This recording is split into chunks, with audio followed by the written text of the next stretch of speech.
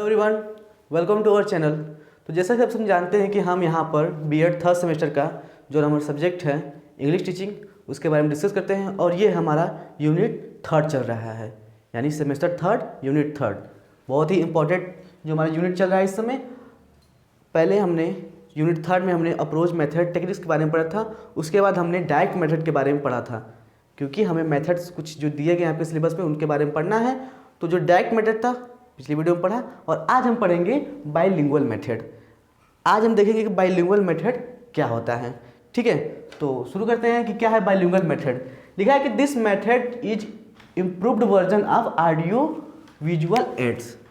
देखिए यहाँ तक बातें हैं, ये इसका देखिए भूमिका है, इंट्रो कर सकते हैं। ऑडियो विजुअल एड्स क्या लिखा है, improve version of audio visual ads. कहने का मतलब ये है, पहले आप बात समझिए कि जैसे ये भारत है, बहुत बड़ा देश है ऑब्वियसली, तो यहाँ पर किसी भी मदर टंग तो हम लोग एक्वायर कर लें नेचुरली, लेकिन जो हमारा इंग्लिश है, टारगेटिंग लैंग्वेज है, इसके लिए बहुत ज़्यादा एफर्ट करना पड़ रहा है। और इंग्लिश सिखाने के लिए एक ऐसा माहौल देने की पूरी कोशिश की जा रही है जिससे वो बच्चे जो है मतलब नेचुरली सीखने की कोशिश करें। और उसमें सबसे ज़्यादा बेस्ट तरीका क्या होता है, जो हमारा ऑडियो विजुअल एड्स होता है। ऑडियो विजुअल एड्स से जो सबसे बेस्ट तरीका मेथड, जो अगर किसी भी चीज़ को पढ़ाना है तो ऑडियो विजुअल जो एड्स जो यूज किया जाते हैं, मान लो स्मार्ट बोर्ड से, अगर यही बोर्ड नहीं स्मार्ट बोर्ड रहता तो आपको और अच्छी तरीके से समझ में आता। तो किसी भी बच्चे पर कहीं भी अगर किसी स्कूल में, किसी संस्थान इंस्टीट्यूट में अगर स्मार्ट बोर्ड पढ़ाई हो रही है तो वो बहुत ही बेटर और इफेक्टिव होती है। यानी वो दिखाकर उसमें आवाज़ भी आती रहती है, चित्र भी चलता रहता है, तो बच्चे थोड़ा इंटरेस्ट के साथ सीखते हैं। यानी कि ऑडियो विजुअल एड्स का ये इम्प्रूव्ड वर्जन है। क्यों? क्योंकि ऑडियो वीडियो जो एड्स जो होते हैं वो बहुत ही एक्सपेंसिव होते हैं। भाई सभी इंस्टीट्यूट नहीं उसको ला सकता है, जितने बड़े बड़े इंस्टीट्यूट हैं। मेनली ये होता है कि प्राइवेट जो सेक्टर्स जो इंस्टीट्यूट होते हैं, प्राइवेट इंस्टीट्यूट होते हैं, वही बस रख पाते हैं। गवर्नमेंट में तो बहुत सारे अमाउंट लग जाएगा, क्योंकि इतने सारे गवर्नमेंट कॉलेज हैं, प्राइमरी कॉलेज हैं, वो अपने पहले कंस्ट्रक्शन का काम ही कर ले, बिल्डिंग बना ले, रूम बना ले, वही बहुत बड़ी बात है। यानी बहुत सारी भी चीज़ें रहती हैं। तो ऑडियो विजुअल एड जो रहता है बहुत ही एक्सपेंसिव हो जाता है, इसलिए उसके स्थान पर सोचा गया कि कुछ ऐसा लाया जाए ताकि बच्चे के ऊपर प्रेशर भी ना पड़े, टारगेट लैंग्वेज जो इंग्लिश सीखने का प्रेशर भी ना पड़े, और वो आसानी से सीख भी ले। तो इसी को देखते हुए जो हमारा बाइलिंगुअल मेथड है उसको लाया गया है। ठीक है, अब हम आगे देखते हैं। लिखा है कि डॉक्टर C.J. डॉटसन लिखा है। अब इसको ध्यान दीजिएगा, जो यहाँ पर जो मैंने बोल्ड किया है C.J. डॉटसन, इसका जो इम्प्रूव जो लाए हैं, कौन लाया है, डॉक्टर C.J. डॉटसन ने लाया था, of the university college of west. ठीक है, has developed this method during 1967 to 1972। यानी कि डॉक्टर C.J. डॉटसन ने 1967 से 1972 के बीच में इस मेथड को निकाला था, इस मेथड को खोजा था।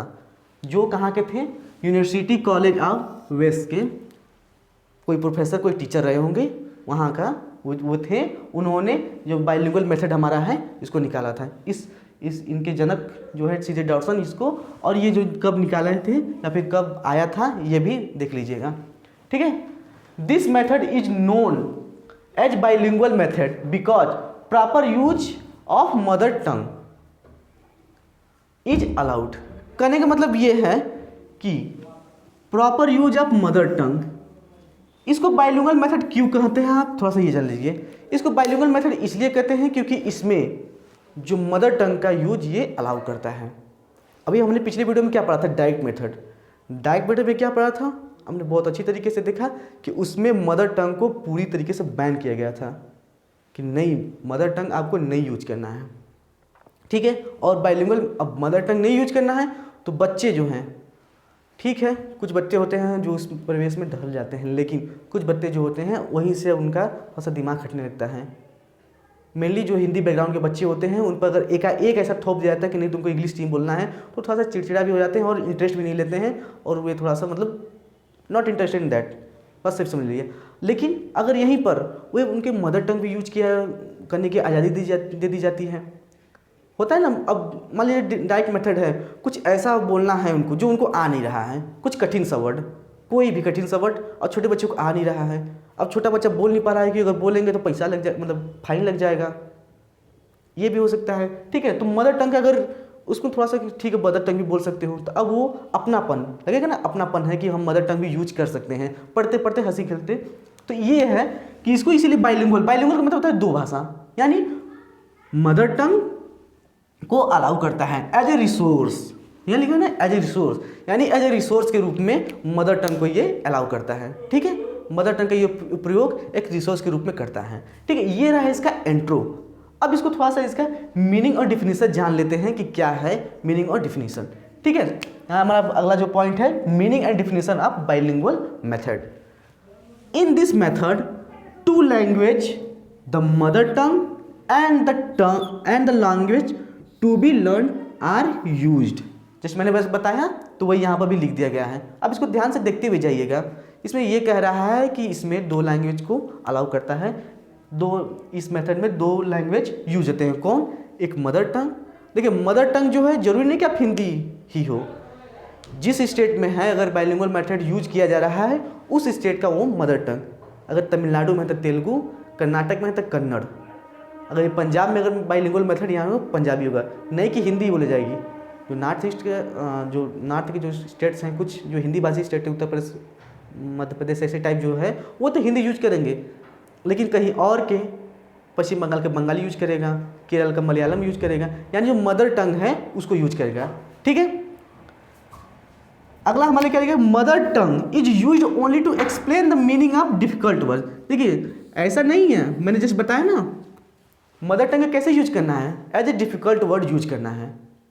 ठीक है, क्या था मैंने बताया कि कोई मान लीजिए कि उनको बात बोलनी है बच्चे को, अब डायरेक्ट मेथड में क्या था, नहीं आपको हिंदी नहीं बोलनी है, बिल्कुल नहीं बोलनी है, लेकिन क्यों नहीं, अब डिफिकल्ट वर्ड है वो बोल ही नहीं पा रहा है। ठीक, तो मदर टंग का यूज ओनली टू एक्सप्लेन, थोड़ा सा ध्यान दीजिएगा यहाँ पर, only to explain the meaning of difficult word, and difficult word जो होते हैं, वर्ड्स जो होते हैं उन्हीं को बताने के लिए मदर टंग का यूज होता है। ऐसे बच्चे ये भी रहेंगे कि आ नहीं रहा है, लेकिन अब उसको हिंदी में बोल देंगे कोई दिक्कत नहीं है, या फिर अपने मदर टंग में बोल देंगे कोई दिक्कत नहीं है। ठीक है, आगे क्या लिखा है कि bilingual method takes its stand somewhere between grammar translation method and direct method. Bilingual method जो है वो ग्रामर ट्रांसलेशन जो मेथड है उसमें, और जो डायरेक्ट मेथड है दोनों के बीच में आ जाता है।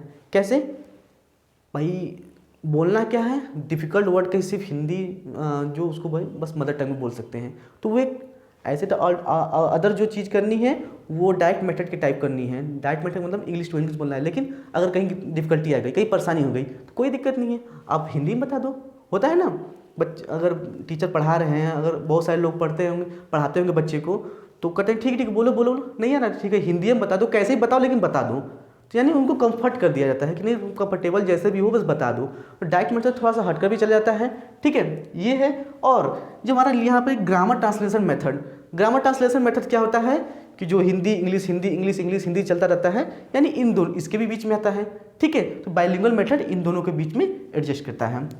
अगला ये है कि in this method the teacher gives the meaning of English vocabulary and sentence in the mother tongue and help the learners to recall and understand the meanings।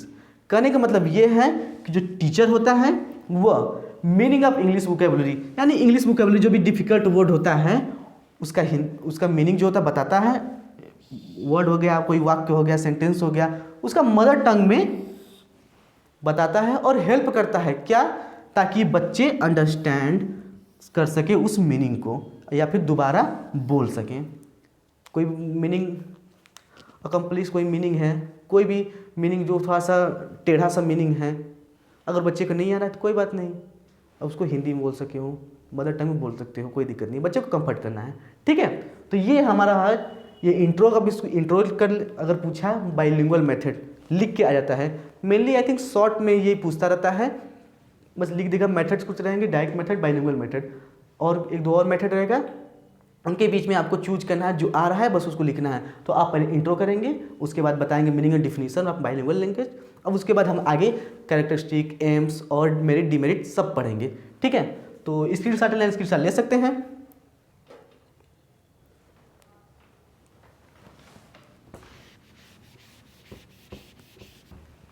ठीक है, अब हम देखते हैं कि क्या है बाइलिंगुअल मेथड का कैरेक्टरिस्टिक्स और यहाँ पर ऑब्जेक्टिव्स, यानी क्या क्या उसके ऑब्जेक्टिव्स हैं और कैरेक्टरिस्टिक्स हैं।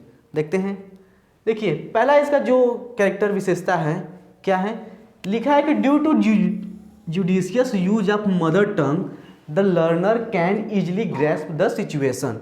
कहने का मतलब ये है कि जो मदर टंग का जो यूज है, एक अच्छा खासा यूज जो मदर टंग का होता है, इससे जो लर्नर्स होते हैं वो जो सिचुएशन जो होता है उसको बहुत अच्छी तरीके से ऑब्जर्व करते हैं, वो समझ जाते हैं कि क्या चल रहा है क्लास में। डायरेक्ट मेथड में क्या होता है कि मान लीजिए कोई न्यू लर्नर है या फिर वही जस्ट बताए हैं, क्या करता है थोड़ा सा उनको डिफिकल्टी होती है थोड़ा सा समझने में। R2R इंग्लिश चल रहा है, टारगेटिंग लैंग्वेज में सिखाया जा रहा है, तो बच्चे जो होते हैं थोड़ा सा अनकम्फर्टेबल भी फील करते हैं और दिमाग पर से उड़ भी जाता है, बाउंस चला जाता है। और इसमें क्या है कि बीच बीच में डायरेक्ट मेथड का यूज भी करते हैं, टारगेटिंग लैंग्वेज का भी यूज करते हैं और साथ में मदर टंग का भी यूज करते हैं, ताकि बच्चे जो समझते हुए चलें। इससे क्या होता है कि वो सिचुएशन बना रहता है किसी भी लेसन को पढ़ाने का, उसमें बच्चे बहुत अच्छी तरीके से अपना कंफर्ट बना लेते हैं, कंफर्ट जोन बन जाता है, द ग्रैस्प द सिचुएशन। ठीक, ये इसकी पहली विशेषता है। अगला क्या है, क्या लिखा है कि learners can abstract idea easily. देखिए, एब्स्ट्रैक्ट आइडिया इजली, वही जैसे मैंने बताया पहले कि क्या डिफ़िकल्ट वर्ड हो गया या फिर कुछ ऐसी चीज़ें जो उनको समझ में नहीं आ रहा है। तो कहने का मतलब ये है कि कुछ ऐसी बातें भी होती हैं जो कभी कभी होता है कि बिल्कुल ही नहीं समझ आती, बिल्कुल ही नहीं समझ आती है। मान लीजिए इंग्लिश में कोई चीज़ पढ़ाया जा रहा है, या फिर आप जो एक एवरेज इंग्लिश लर्नर हैं, हम लोग जो है उसमें क्या होता है कि अगर कुछ मतलब ठीक है कहानी चल रही है तो कहानी को एक बेस बनाते हैं कि हाँ कहानी चलिए, लेकिन अगर वही कोई फिलॉसफी, वही इंग्लिश को फिलॉसफी बोलें, इंग्लिश में ही फिलॉसफी लगे बोलने या पॉलिटिकल ही कोई व्यू या फिर लगे कोई चीज़ चलने, तो क्या होता है कि थोड़ी देर पकड़ते लेकिन क्या होता है वो हमारे हाथ से निकल जाती है, क्योंकि वो एब्स्ट्रैक्ट हो गई, थोड़ा सा उसका जो दायरा जो होता है वो बहुत ब्रॉड हो जाता है। तो यही होता है कि जो एब्स्ट्रैक्ट जो आइडिया जो होते हैं उनको वो पकड़ नहीं पाते हैं। लेकिन जो बाइलिंगुअल मेथड में क्या होता है, भाई हिंदी इंग्लिश दोनों चलती रहती है, इसलिए वो जो एब्स्ट्रैक्ट आइडियाज होते हैं उसके बहुत अच्छी इजली तरीके से वो सीख सकते हैं। ठीक है, अगला जो हमारा दिया गया है तीसरा पॉइंट है, it saves time and money because use of mother टंग। इसका क्या करने का मतलब है, इसका करने का मतलब है कि ये पैसा और समय दोनों बचाता है। पैसा ऐसे बचाता है कि ऑडियो वीडियो एड्स नहीं यूज करना पड़ेगा, और टाइम ऐसे बचाता है कि ज़्यादा बच्चे को समझाने के लिए कोशिश नहीं करना पड़ता है। बच्चे को समझ में नहीं आ रहा है लेकिन हमें डायरेक्ट मेथड का यूज करना है, कैसे भी कर कुछ नहीं, हिंदी नहीं बोलनी है, तो अब थोड़ा सा जो टीचर की है और ज़्यादा कैपेसिटी लगेगी, उसमें और ज़्यादा वो एनर्जी लॉस करेंगे, तो ये थोड़ा सा टाइम गेनिंग भी रहता है। ठीक है, वो ये इसमें क्या है कि कोई दिक्कत नहीं यार, ये ठीक है, अरे हिंदी में ये तो बोल रहे हैं जी, तो अच्छा सर ये बोल रहे थे, ठीक है, बस सिंपल। अगला जो हमारा दिखा है कि in primary environment students can assimilate message very quickly and easily. Just यही जो ऊपर बताया है, बस इसका एक और पॉइंट बना दिया गया है कि क्या कि इन जो प्राइमरी इन्वायरमेंट जो बना हुआ है इन्वायरमेंट में जो स्टूडेंट्स होते हैं वो बहुत ही जल्दी ईजिली और क्विकली ईजिली बहुत ही जल्दी से और साधारण तरीके से जो बना हुआ है कोई भी मैसेज, कोई भी चीज़ है, कोई भी जो टीचर है, स्पीकर है, कोई भी तू संदेश दे रहा है, तो उसको बहुत अच्छी तरीके से वो लोग एब्जॉर्व कर लेते हैं और बहुत अच्छी तरीके से समझ भी लेते हैं। ठीक है, ये इसकी क्या विशेषता है, ये हमारी बाइलिंगुअल मेथड का विशेषता है। ठीक है, अब हम देखते हैं कि ऑब्जेक्टिव्स क्या क्या हैं, क्या क्या ऑब्जेक्टिव्स हैं। ठीक है, टू मेक, पहला पॉइंट क्या लिखा है, to make the learners of a second और foreign language fluent and accurate. इसके क्या क्या इसके ऑब्जेक्टिव्स हैं, क्या क्या इसका एम क्या है, ये भी देख लेते हैं।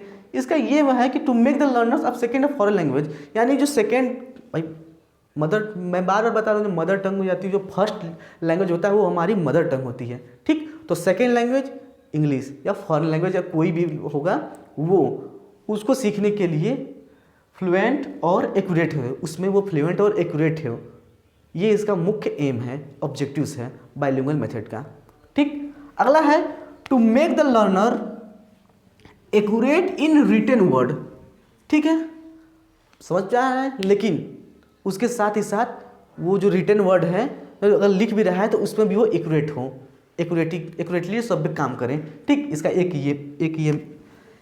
एम ये भी है, ऑब्जेक्टिव ये भी है, दो हो गए। And the last one is may be able to achieve his her targeting through bilingualism.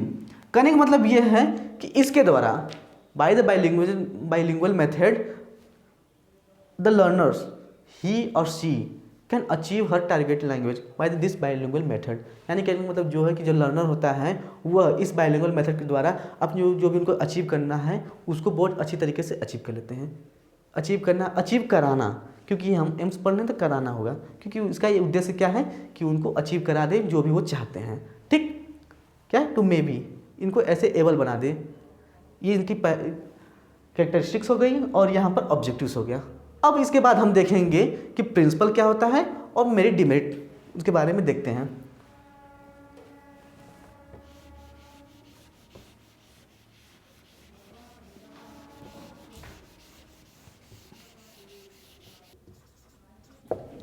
देखिए, अब हम देखते हैं कि प्रिंसिपल ऑफ बाइलिंगुअल मेथड, यानी कि क्या क्या प्रिंसिपल है। भाई किसी भी चीज़ को पढ़ाने के लिए एक व्यवस्थित तरीका होता है, एक सिद्धांत होता है जो बताया जाता है और फिर जानना जरूरी होता है। ठीक है, तो देखते हैं कि क्या है प्रिंसिपल ऑफ बाइलिंगुअल मेथड। पहला इसमें जो पॉइंट दिया गया है हमारा कि इन the bilingual method it is the teacher who always makes use of mother टंग। इस बात को थोड़ा सा ध्यान दीजिएगा और समझिएगा कि इस प्रिंसिपल में क्या है main point. Use of mother tongue to explain the meaning. कहने का मतलब यह है कि पहला सिद्धांत बाइलिंगुअल मेथड में यह है कि ये टीचर होता है जो मदर टंग का यूज करता है, यानी कि जो टीचर को अलाउ है, teacher can allow only use to mother tongues not the learners. यानी कि जो किसी अगर बच्चे को समझ में नहीं आ रहा है तो टीचर चाहे नहीं, जैसे बताया मैंने कि अगर समझ में नहीं आया तो अरे ये नहीं ये था, तब बच्चा अच्छा okay sir I get it, यानी बस समझ गए। ठीक है, तो ये टीचर पर है कि वो मदर टंग का यूज करे। ये इसका पहला रूल है या फिर सिद्धांत है। ठीक है, अगला हमारे है द लर्नर्स, थोड़ा सा बड़ा है, ध्यान दीजिएगा।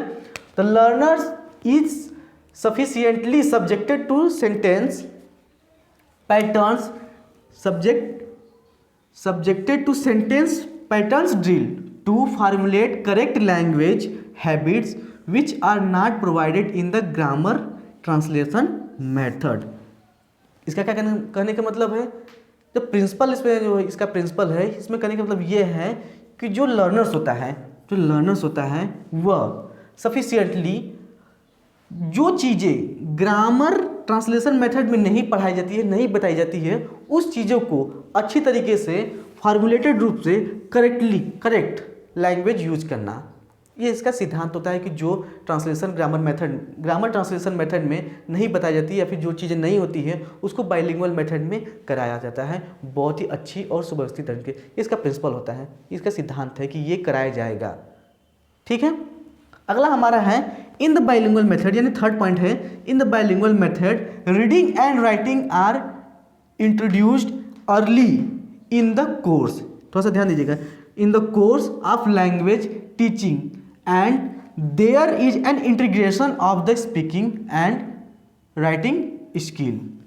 इसका क्या कहने का मतलब है कि बाइलिंगुअल मेथड में रीडिंग और writing are introduced early in the course of language teaching, यानी कि जो रीडिंग है और राइटिंग है उसको कोर्स के पहले ही यानी शुरुआत में ही बता दिया जाता है, ऐसे बताया जाता है। कहाँ गया, and there is an integration of speaking and writing skills, यानी कि और उसके अलावा स्पीकिंग और राइटिंग स्किल पर भी बहुत अच्छी तरीके से ध्यान दिया जाता है। ठीक है, ये रहा इसका प्रिंसिपल में आप इसको आराम से लिख सकते हैं। 3 पॉइंट सफिशिएंट है आपके एग्जाम्स को लेकर समझने के लिए। ठीक है, आप इसका स्क्रीनशॉट लेना है, स्क्रीनशॉट ले सकते हैं, नोट्स बनाते हुए चलिएगा।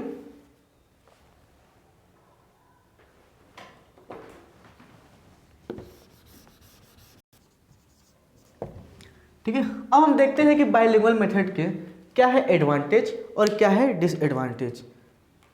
पहला यहाँ पर एडवांटेज और यहाँ पर डिसएडवांटेज दिया गया है। ठीक है, तो हमारा पहला पॉइंट यहाँ पर दिया गया है कि द बाइलिंगुअल मेथड एडवांटेज में कि the bilingual method promotes both fluency and accuracy. इसका पहला एडवांटेज ये है इसके मेरिट्स में कि यह क्या किस चीज़ को प्रमोट करता है, फ्लुएंसी और एक्यूरेसी दोनों को वो प्रमोट करता है। यानी वो एक्यूरेसी, किसी भी भाषा में एक्यूरेसी और फ्लुएंसी जो आएगी वो दोनों को ये बढ़ाने का काम करता है। अगला हमारा है कि इट डज नॉट रिक्वायर, अगला पॉइंट है कि it does not require any teaching aids and it suitable to all kinds of school including rural और अर्बन एरिया। ठीक है, इसका मतलब ये है कि ये किसी भी तरीके से टीचिंग एड्स की जरूरत नहीं पड़ती इसके लिए, और ये हर प्रकार के स्कूल में ये सहायक है, चाहे आप रूरल एरिया में कोई स्कूल हो या फिर अर्बन एरिया का कोई स्कूल हो।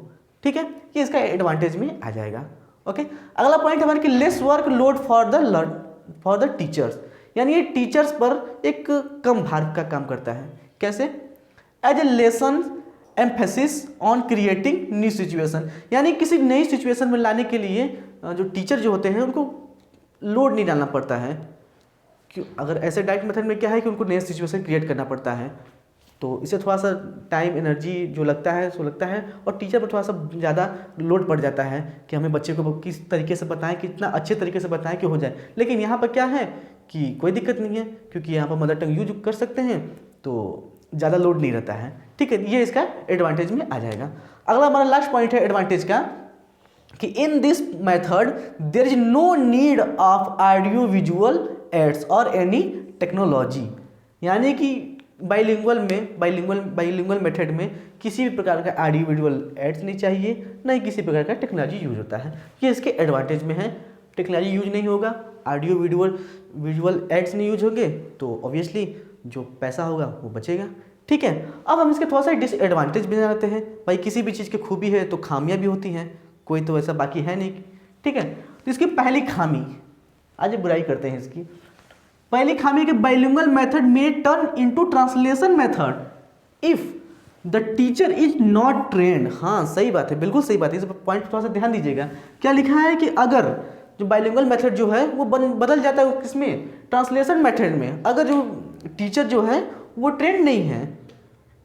अब ट्रांसलेशन देखिए, पहले क्या था कि आपको लग रहा होगा कि ट्रांसलेशन जो ग्रामर का ट्रांसलेशन मेथड है और बाइलिंगुअल मेथड दोनों तो एक ही जैसे लग रहे हैं, लेकिन नहीं, कुछ रूल, कुछ उसका रेगुलेशन जो क्या था कि सिर्फ डिफ़िकल्ट वर्ड को ही हमें बस मदर टंग यूज करना है, सिर्फ टीचर ही मदर टंग यूज करेगा। ग्रामर का ट्रांसलेशन मेथड में क्या था कि उसमें कोई दिक्कत नहीं है, हाँ पूरा आल टू आल, एक तरफ इंग्लिश एक तरफ हिंदी, एक तरफ इंग्लिश, जैसे हम लोग पढ़ते आए हैं। ठीक है, तो ये क्या है कि अगर टीचर ट्रेंड नहीं है तो वो क्या करेगा, हाँ ठीक है सब हिंदी में बताते चला, जो भी चीज़ें हैं बताते हुए जा रहा है, इवन डिफ़िकल्ट वर्ड हो या फिर सिंपल वर्ड होता है सबका। ठीक है, अगला हमारा पॉइंट है कि learning the meanings by translation will prevent direct thinking at the target language. ठीक है, इसका क्या मतलब है? इसका मतलब ये है कि learning the meaning bye translation will prevent direct thinking at the targeting language. कहने का मतलब ये है कि अगर लर्निंग किया जा रही है या फिर बाइलिंगुअल मेथड का यूज किया जा रहा है तो वो रोक देता है किसमें, डायरेक्ट थिंकिंग में। बच्चे जो होते हैं उनको बताया जाता है कि ये ऐसी चीज़ ऐसी होती है, तो ये थोड़ा सा डिसएडवांटेज में आ जाता है कि ऐसे रहेगा तो बच्चे अपने खुद से सोचेंगे तो उनके लिए ज़्यादा अच्छा होगा, वो क्रिएटिव हो पाएंगे। लेकिन वो एकदम पैसिव हो जाए, मतलब नहीं कोई दिक्कत नहीं, सर तो बता ही रहे हैं हिंदी, बस ये इसके डिसएडवांटेज में आ जाता है। यानी direct thinking in the target language, जो भी टारगेट लैंग्वेज है उसमें वो डायरेक्ट थिंकिंग नहीं कर पाते हैं। ठीक है, अगला हमारा तीसरा पॉइंट है कि extreme use of mother tongue makes student inactive to learn foreign language. हाँ ये जो पॉइंट है इसका थोड़ा सा एलिब्रेट कर दिया है कि हाँ ज़्यादा से ज़्यादा अगर यूज किया जा रहा है बाइलिंगुअल मेथड में मदर टंग का, तो ये क्या कर देता है कि बच्चे लर्नर्स को क्या करता है, इनएक्टिव कर देता है।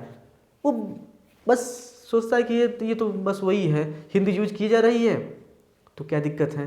तो ये जो फॉरेन लैंग्वेज या फिर जो भी टारगेटेड लैंग्वेज है इसके प्रति वो इनएक्टिव हो जाता है, वो अपने हिसाब से नहीं सोच पाता है, अपने हिसाब से वो कुछ भी मतलब दिमाग खर्चा नहीं करना है, वो ऐसा हो जाता है और इनएक्टिव हो जाता है। ठीक है, ये इसके डिसएडवांटेज में आ जाएगा। और लास्ट टॉपिक जो हमारा है, लास्ट पॉइंट है कि it is used only in the earlier stage of learning language. हाँ सही बात है कि यह सिर्फ जो पहले यानी जो शुरुआत में जो मान लीजिए कि कक्षा 2, 3 या फिर 3, 4, 5 शुरुआती की जो कक्षाएं हैं उसमें ये बेटर तरीके से काम करेगा, क्योंकि बच्चे जो होते हैं थोड़ा सा उनका IQ लेवल कम होता है, थोड़ा सोचने समझने की शक्ति भी कम होती है। तो हाँ ठीक है, वहाँ तक आप हेल्प कर सकते हो, लेकिन आप सोचो कि ये हाई लेवल में यूज होगा तो ये थोड़ा सा ज़्यादा बेटर नहीं होगा, क्योंकि इससे बच्चे वही यहाँ पर डिसएडवांटेज में डायरेक्ट थिंकिंग नहीं कर पाएंगे।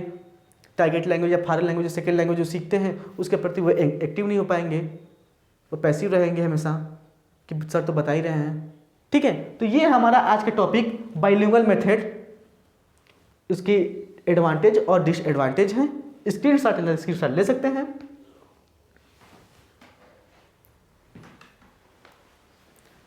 ठीक है, नेक्स्ट वीडियो में हम टीचिंग अप्रोच के बारे में पढ़ेंगे, उसके बाद हम लेसन प्लान बनाना सीखेंगे। ठीक है, तो मिलते हैं अगले वीडियो में, तब तक के लिए थैंक यू।